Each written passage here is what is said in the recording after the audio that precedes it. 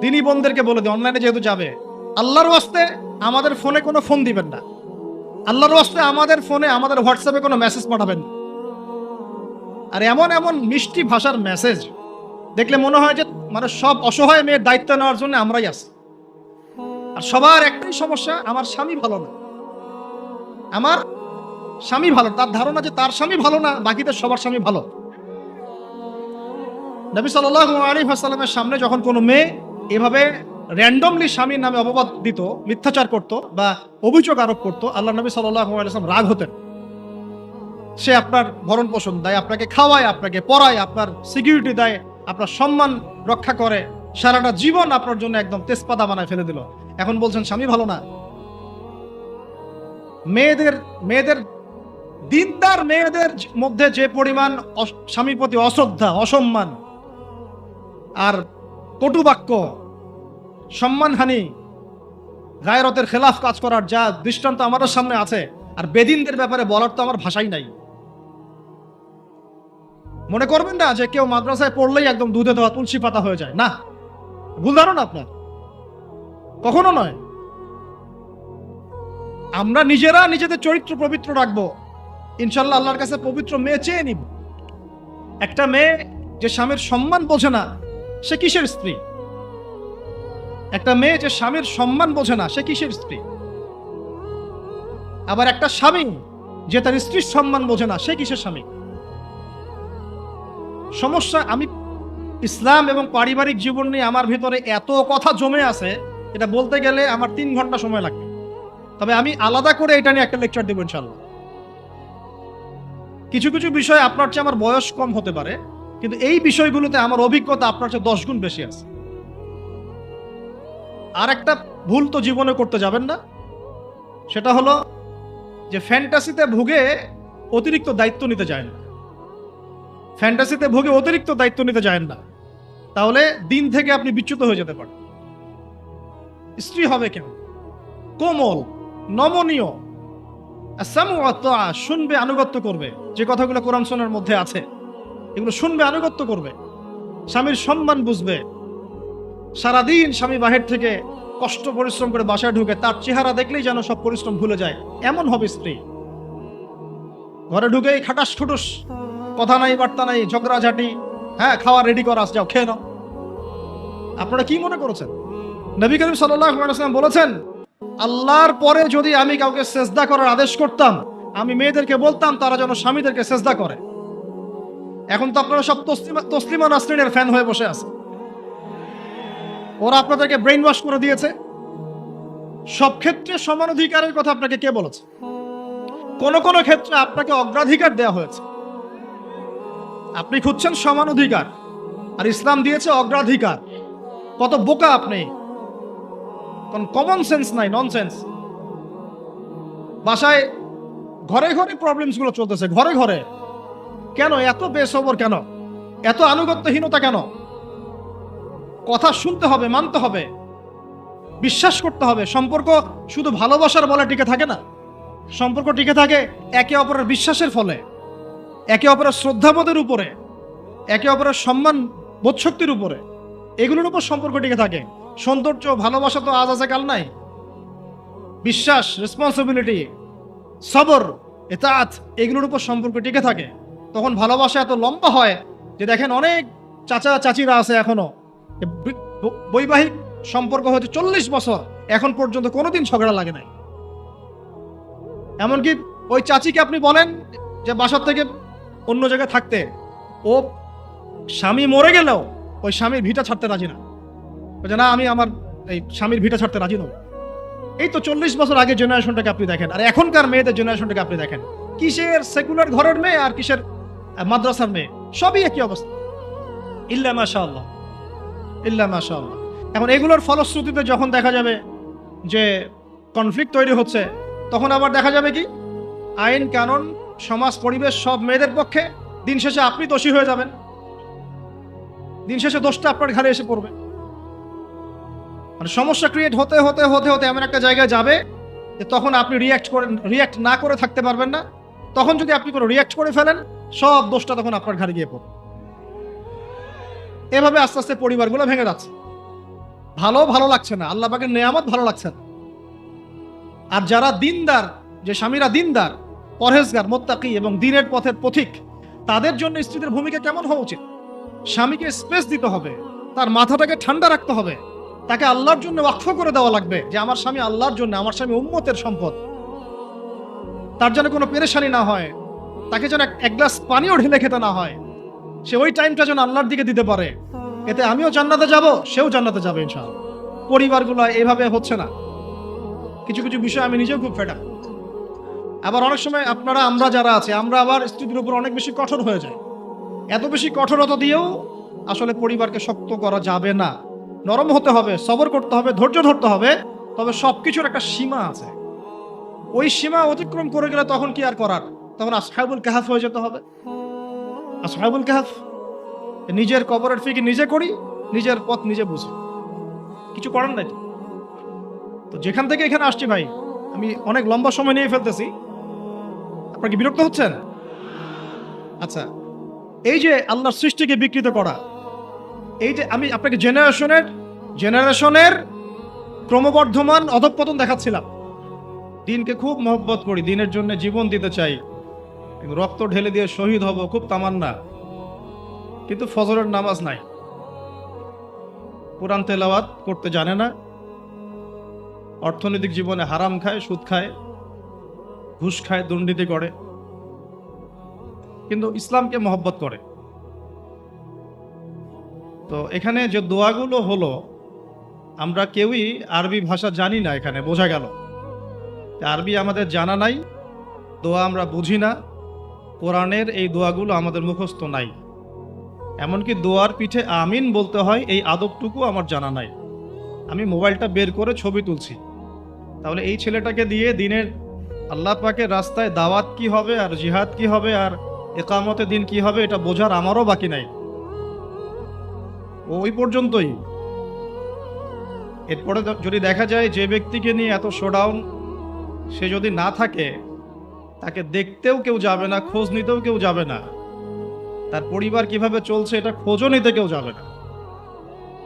তো উপরি আবেগ দিয়ে কোনো লাভ নাই, ফ্যান্টাসি দিয়ে দিন কায়েম হবে না। কিসের এত ফ্যান্টাসি? কেন দরকার এত ফ্যান্টাসি?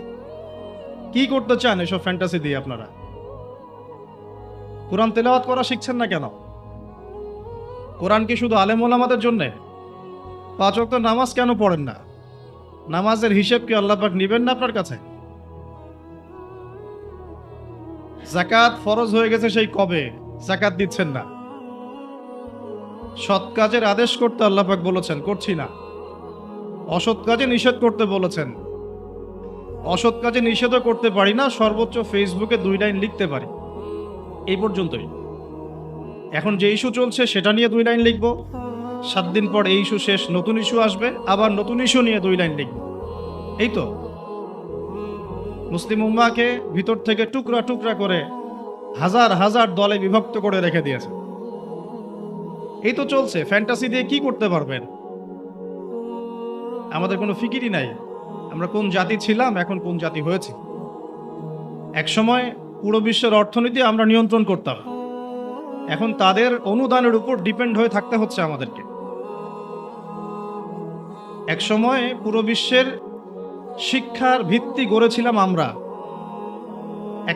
যে কোনো একটা সাবজেক্ট বলেন এবং সেই সাবজেক্টের গোড়ায় চলে যান, ফিলোসফি, অ্যাস্ট্রোনমি, কেমিস্ট্রি, অ্যাস্ট্রোফিজিক্স বা নর্মাল ফিজিক্স অথবা মেডিকেল সায়েন্স, যে কোনো সাবজেক্টের নাম বলেন, তার গোড়ায় যান, দেখবেন আপনি মুসলিম মনীষীদেরকে পাবেন যারা এই বিশ্বটাকে গড়ে দিয়েছিল। এখন আমাদেরকে শিক্ষানীতি ধার করতে হচ্ছে মানুষের কাছ থেকে। না আমরা আমাদের জেনারেল লাইনে এমন কোনো বিজ্ঞানী তৈরি করতে পারছি যারা মিসাইল তৈরি করতে পারে, আর না আমরা মাদ্রাসায় এমন মুহাদ্দিস তৈরি করতে পারছি যারা ইমাম বুখারী হতে পারে। তখনকার সমাজটা এখনকার বিশ্বের মতো ছিল। বলবেন কিভাবে? আমি বলছি আমার কাছে হুজ্জাত আছে, প্রমাণ আছে, আমি প্রমাণ করছি কিভাবে। নবী সাল্লাল্লাহু আলাইহি ওয়াসাল্লাম যে যুগে নবী হন নাই, এখনো নবী হন নাই, যেটাকে আমরা বলি, কটাক্ষ করে বলি মধ্যযুগ, বা আমরা অনেক সময় অপমান করে বলি আইয়ামে জাহেলিয়া, শব্দগুলো শুনেছেন তো আপনারা? কখনো কি প্রশ্ন করেছেন যে আসলে কেন এই যুগটাকে আমরা জাহেলিয়া বলি, কেন অন্ধকারাচ্ছন্ন যুগ বলি? ওই যুগটা কি সূর্য উঠতো না? ওই যুগে কি সূর্য উঠতো না? তাহলে কেন অন্ধকারাচ্ছন্ন যুগ বলি? এক, ওই যুগের মানুষ আল্লাহ পাকের তাওহীদ, একত্ববাদ এর সাথে শিরককে মিশ্রিত করেছিল, এক নাম্বার। তাহলে এক নাম্বার কারণ কি? ওই যুগের মানুষ আল্লাহ পাকের তাওহীদের সাথে শিরককে মিক্স আপ করেছিল। মনে করবেন না যে তারা আল্লাহকে বিশ্বাস করতো না, এটা ভুল ধারণা। তারা সবাই আল্লাহকে বিশ্বাস করত, গুটি কয়েক মানুষ ছাড়া। এমনকি আবু জাহেল, যাকে আমরা বলি এই উম্মতের ফেরাউন, নবীজি বলেছেন আবু জাহেল হচ্ছে এই উম্মতের ফেরাউন। আর ফেরাউনের চেয়ে বড় কোনো কাফের নাই, এখনো নাই, ছিলও না, আসবেও না ইনশাআল্লাহ। তো এই আবু জাহেল যখন বদরের যুদ্ধ করতে যাচ্ছিল, তখন সে প্রথমে কাবা ঘরে গিয়েছে। কোথায় গিয়েছে? গিয়ে বলেছে আল্লাহুম্মা ইন কুনতা তা'লাম, হে আল্লাহ আপনি যদি জানেন, আমার কথাগুলো খেয়াল করবেন, হে আল্লাহ আপনি যদি জানেন যে আন্না মুহাম্মাদান আলাল হক, মুহাম্মদ সাল্লাল্লাহু আলাইহি ওয়াসাল্লাম সত্যের উপরে আছে, ফানসুরহু, আল্লাহ আপনি তাকেই সাহায্য করেন। বুঝাতে পারলাম? ওয়া ইন কুনতা তা'লাম, এবং আপনি যদি জানেন যে নাহনুল কুরাইশ আলাল হক, আমরা কুরাইশরা হকের উপরে আছি, ফানসুরনা, তাহলে আমাদেরকে সাহায্য করেন। বুঝাতে চাচ্ছি আবু জাহেলের মতো মানুষও আল্লাহকে বিশ্বাস করত। আইয়ামে জাহিলিয়াত মানে এমন নয় যে ওরা সবাই নাস্তিক ছিল, না, নট এট অল, মোটেই এমন নয়। তারা আল্লাহকে বিশ্বাস করত। তাহলে আল্লাহ পাক তাদেরকে কাফের কেন বলছেন? উত্তর সূরা জুমারের মধ্যে আছে। তারা লাত, ওজ্জা, হুবল, মানাত এগুলোর পূজা করত, মূর্তি পূজা করত, এটা তো আপনারা জানেন। তারা বলতো, তাদের যুক্তি ছিল, মা না'বুদুহুম, আমরা শুধুমাত্র এই কারণেই তাদের ইবাদত করি, ইল্লা লিয়ুকাররিবুনা ইলাল্লাহি যুলফা, এরা আমাদেরকে আল্লাহ পর্যন্ত পৌঁছে দিবে। নাউযুবিল্লাহ। তাহলে রিজনটা কি? দলিল আদিল্লা কি তাদের মূর্তি পূজার পিছনে? আমরা এগুলোর মধ্য দিয়ে আল্লাহর নৈকট্য অর্জন করতে চাচ্ছি। তার মানে তারা সবাই আল্লাহকে বিশ্বাস তো করত যে একজন আল্লাহ আছেন। এখনকার বিশ্বের দিকে তাকিয়ে দেখুন, ওই একই শিরকের ছোঁয়া সব জায়গায় লেগে গেছে। মানুষ আল্লাহকে বিশ্বাস করে, কিন্তু ইবাদত বন্দেগীর জীবনে গিয়ে আল্লাহর সাথে অন্যকে শরিক করছে, ইকোনমিতে গিয়ে আল্লাহর সাথে অন্যকে শরিক করছে, পলিটিক্স করতে গিয়ে আল্লাহর সাথে অন্যকে শরিক করছে, ওয়ার্ল্ড অ্যাফেয়ার্সকে ডিল করতে গিয়ে আল্লাহর সাথে অন্যকে শরিক করছে। মানুষ আল্লাহকে বিশ্বাস করেও এখন মুশরিক হচ্ছে। আপনি কোন সেন্সে ওইটাকে আইয়ামে জাহিলিয়াত বলছেন আর এখনকার যুগটাকে পুত পবিত্র বলছেন? এগিয়ে যাওয়ার যুগ, সায়েন্স এন্ড টেকনোলজির যুগ। দেখাচ্ছি আপনাকে টেকনোলজি কাকে বলে।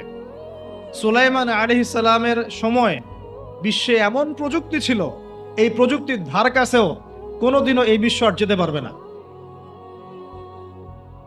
আমি আমার হ্যাডসেট নিচ থেকে কথা বলছি না, এগুলোর দলিল আছে সূরা সাবার মধ্যে, সূরা নামলের মধ্যে, অন্য অনেক জায়গায়, যে আল্লাহ রাব্বুল আলামিন সুলাইমান আলাইহিস সালামকে এমন রাজত্ব দিয়েছিলেন, এমন সুপ্রিম অথরিটি, ক্ষমতা, পাওয়ার, টেকনোলজি পৃথিবীতে কখনো ছিলও না, কিয়ামত পর্যন্ত আসবেও না। এখন পর্যন্ত কোনো টেকনোলজি আসে নাই যে আমি এই চেয়ারটাকে বলবো চলো আমাকে ঢাকায় নিয়ে নামাই দিবে, তাও আবার 1 সেকেন্ডের মধ্যে। কতটুকু সময়? এখন পর্যন্ত কোনো টেকনোলজি আসে নাই যে আমি চোখের পলক ফেলবো, এইটুক সময়ের মধ্যে আমার স্ত্রীকে আমার পাশে নিয়ে বসাই দিবে। আসছে? সুলাইমান আলাইহিস সালামের সময় এমন ছিল। সাগর থেকে মুক্তা, মণিমুক্তা আরোহণ করে এটা দিয়ে অট্টালিকা নির্মাণ করা হতো। তিনি জিন জাতিকে দিয়ে কাজ করাতে পারতেন। তিনি যাচ্ছেন রাস্তায়, পিঁপড়ারা গল্প করছে, এই সবাই গর্তে ঢুকো, সুলাইমান আসলে তোমাদেরকে পিষে ফেলবে, আর তিনি মুচকি মুচকি হাসছেন, পাখির ভাষাও বুঝতে পারছেন, পিঁপড়ার ভাষাও বুঝতে পারছেন। তার বাবা দাউদ আলাইহিস সালাম জাবুর তেলাওয়াত করছেন, এই সাগরের মাছ সব কাছে চলে আসছে জাবুর শোনার জন্য। এমন প্রযুক্তি আপনি এখনো বের করতে পেরেছেন? সভ্যতার যে বড়াইটা আমরা করি, এটা একটা কেবর, অহংকার। এটা কি? আল্লাহ পাকের জন্য বলেছেন, আমি কত কওমকে এর আগে ধ্বংস করেছি, কত যে কওমকে আমি ধ্বংস করেছি, ফাসিরু ফিল আরদি ফানজুরু কাইফা কানা আকিবাতুল মুকাজ্জিবিন। তোমরা এই জমিনে বিচরণ করতে থাকো, দেখো যারা আল্লাহকে অস্বীকার করেছিল তাদের কি পরিণতি হয়েছে। তো আমরা এখন যেটাকে নিয়ে দাবি করি এটা সর্বোচ্চ স্তর নয় প্রযুক্তির। তো যে জায়গা থেকে এখানে চলে আসলাম, যে কোথায় ছিলাম আমরা, এই জামানাতেও আমরা শিরক করছি কিন্তু আল্লাহকেও বিশ্বাস করছি। প্রত্যেকটা সেক্টরে শিরক হচ্ছে। ডিটেলস বলার মতো জায়গাও এটা না, এবং এত সময় আমার হাতে নাই। আমি খালি সেক্টরগুলো বলে দিই। এক, এডুকেশন সেক্টর, শিক্ষা সেক্টর, এখানে শিরকের উপর শিরক হচ্ছে। আপনি যদি বিচক্ষণ হয়ে থাকেন, স্টাডি করেন, পড়াশোনা করেন, একটা অনেস্ট মন রাখেন, আগে সৎ একটা মন রাখেন। ডানে গেলে ডানে যাব, বামে গেলে বামে যাব, আমি নিউট্রাল থাকবো, আমি কোনো পক্ষ আগে নিব না, আমি যাচাই বাছাই করে দেখব কথাটা সত্য না মিথ্যা। শিক্ষা ক্ষেত্রে শিরকের উপর শিরক হচ্ছে, শিরকের উপর শিরক। আজকে থেকে 25 বছর 30 বছর আগে যতটা শিরক ছিল না, এখন তার চেয়ে বেশি শিরক চলে আসছে। এমন এমন শিরক আসছে যেগুলোর প্রতি ঈমান রাখলে আপনার ঈমান ভঙ্গের 10টা কারণ আছে। এই 10 কারণের মধ্যে পড়ে যাবেন, আবার নতুন করে কালিমা শাহাদা দিয়ে ইসলাম কবুল করতে হবে, নতুন করে কালিমা শাহাদার সাক্ষ্য দিয়ে আবার মুসলিম হতে হবে। যতই দাম্ভিকতা দেখান, কবরে আপনাকেও যেতে হবে, কিচ্ছু করার নাই তখন। এখন যদি সলিউশনে না আসি, সংশোধন না করি, তাহলে অনেক দেরি হয়ে যাবে। এখনকার টিকটক জেনারেশনটা বিগত 30 বছরের মেহনতের ফসল। এখনকার টিকটক জেনারেশন ওরা মেহনত চালিয়ে যাচ্ছে, না জানি আরো 30 বছর পরে কোন টক জেনারেশন আসবে আল্লাহ ভালো জানে। একটা কমন সেন্সহীন, জীবনের উদ্দেশ্যহীন, একটা বুদ্ধিবৃত্তিক প্যারালাইজড প্রজন্ম। না জীবনের কোনো উদ্দেশ্য আছে, না কোনো পড়াশোনা করে, আর না একটু ভালো করে খেলাধুলা করে, আর না শরীর চর্চা করে, আর না কিছু লিখে, আর না কিছু জাতিকে কিছু দিচ্ছে, আর না পলিটিক্সে কোনো আগ্রহ আছে, আর না ইকোনমিক্সে কোনো আগ্রহ আছে, না ওয়ার্ল্ড অ্যাফেয়ার্স সম্পর্কে কোনো সচেতনতা আছে, না মুসলিম উম্মার এই দুরবস্থায় তার ভূমিকা রাখার কোনো ইচ্ছাও পর্যন্ত আছে। না সলাত আদায় করে, না কুরআন তেলাওয়াত করে, আর না ওযু করতে জানে ঠিকভাবে, আর না ফরজ ওয়াজিব সুন্নাত মুস্তাহাব জানে, আর না ফিকহুল মুয়াসসারের মতো সহজ ফিকহের কিতাবগুলো তার আয়ত্ত করা আছে,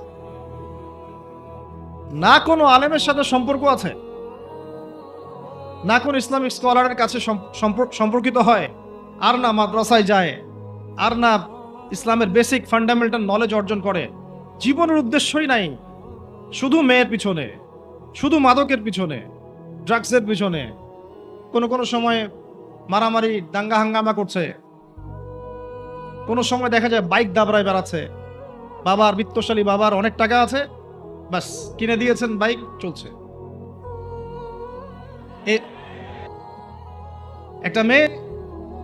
একটা মেয়েকে আল্লাহ পাক সৃষ্টি করেছেন কি জন্যে? যাতে সে ইসমাইল আলাইহিস সালামের মতো সন্তান জন্ম দিতে পারে। এই বাইকের পিছনে ঘোরা মেয়েটা কি আপনাকে এরকম সন্তান দিতে পারবে? আপনি তো বোকা। আপনি মনে করছেন যে অল্প সময়ের জন্য আমি তাকে নিয়ে একটু মজা করি। তখন দেখা যাবে আপনারও জীবনে এমন কোনো মেয়ে আল্লাহ পাক দিয়েছেন যে ওই রকমই অন্য কারোর সাথে বাইকে ঘুরে আসছেন। তখন কিছু করার থাকবে না, কিচ্ছু করার থাকবে না। আমরা ঢাকায় দেখি মানুষ খালি খাচ্ছে আর খাচ্ছে, সবাই বসে খায়। ফাস্টফুডের দোকান হাজার হাজার হাজার হাজার, সবাই মেয়ে ছেলে একসাথে বসে খায়, চটপটি, ফুচকা, বার্গার, পিৎজা, খাওয়াই যেন এদের কাজ। রাস্তায় ফুটপাতে পাটি বিছায় বসে খাওয়া দাওয়া করতেছে, সবাই খাচ্ছে, গল্পগুজব করছে, গোল গোল হয়ে বসে বসে মোবাইলে কি জানে করতেছে, গোল হয়ে 10 জন বসে আছে একসাথে। ওই মুহূর্তে বসে সে হাসাহাসি করতেছে। ওই মুহূর্তেও তার কোনো ফিকির নাই। নামাজের সেজদা একটু দোয়া করব, আমি আল্লাহর দিকে ফিরে আসি, ওগুলো অনেক দূরের কথা, বাদ দেন। শুধু এতটুকু ফিকির, আচ্ছা আমি দুনিয়াতে আছি কেন, আমি দুনিয়াতে এসেছি কেন? এক সময় তো আমি ছিলাম না, আবার এক সময় আমি থাকবো না। কেউ এসে চিরস্থায়ী হতে পারে নাই, তো আমরাও পারবো না। তো আল্লাহ পাক আমাদেরকে সৃষ্টিটা করলেন কেন? আমার কাছে আমার রব কি চান?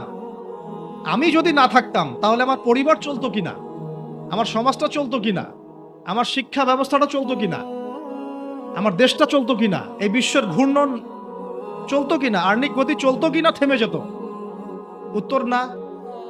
আমি না থাকলে আর্নিক গতি থামতো না। আমি না থাকলে কি আমার পরিবার থেমে থাকতো না, আমার সমাজ থেমে থাকতো না, এই মসজিদ থেমে থাকতো না, এই রাজনীতি থেমে থাকতো না, অর্থনীতি থেমে থাকতো না, দেশও থেমে থাকতো না, উম্মাও থেমে থাকতো না। তাহলে আল্লাহ পাক আমাকে কেন সৃষ্টি করলেন? আমার কি রোল আছে এখানে, আমার কি ভূমিকা? এই এতটুকু চিন্তা করার মতো আমাদের জেনারেশন আমরা পাচ্ছি না। আপনারা ফোন বের করে ছবি তুলতেছেন, ভাবেন এগুলো নিয়ে। আমাকে দিয়ে কি করবেন?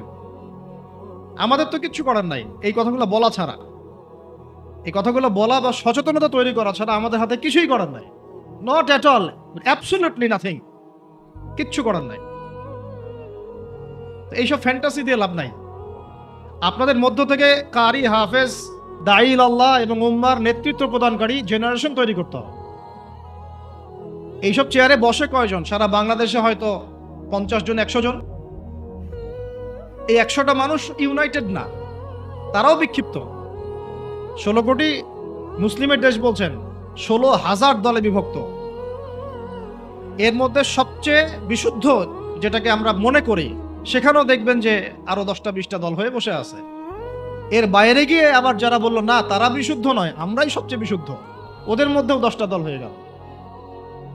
না তারা ইউনাইটেড, না তারা মানে আমরা, না আমরা ইউনাইটেড, আর না আমাদের কোনো আমিরুল মুমিনিন আছে যিনি সবাইকে একটা জায়গায় নিয়ে দিনের কিছু খেদমত নিবেন।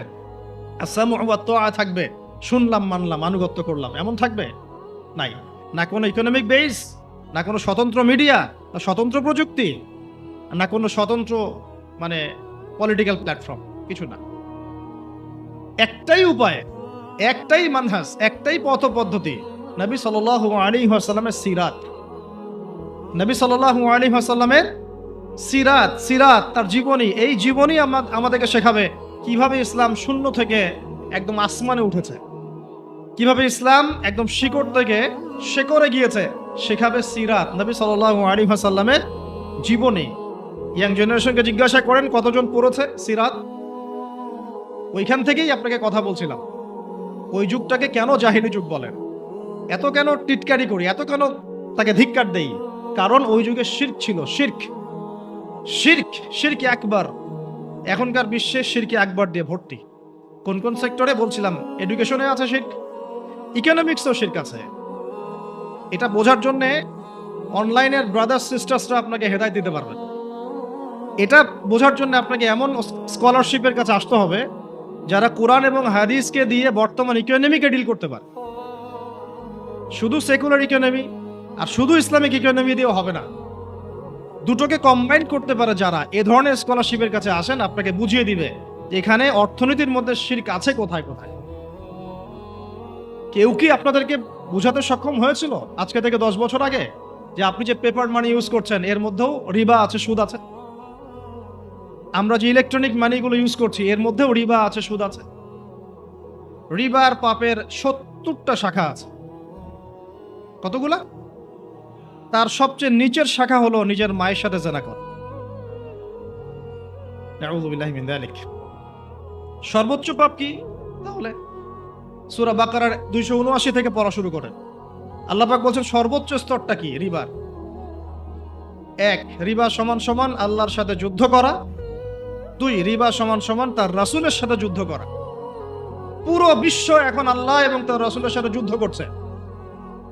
পুরো ওয়ার্ল্ডটাই, এখনকার এই ওয়ার্ল্ড, এখনকার এই যুগ, এই জেনারেশন।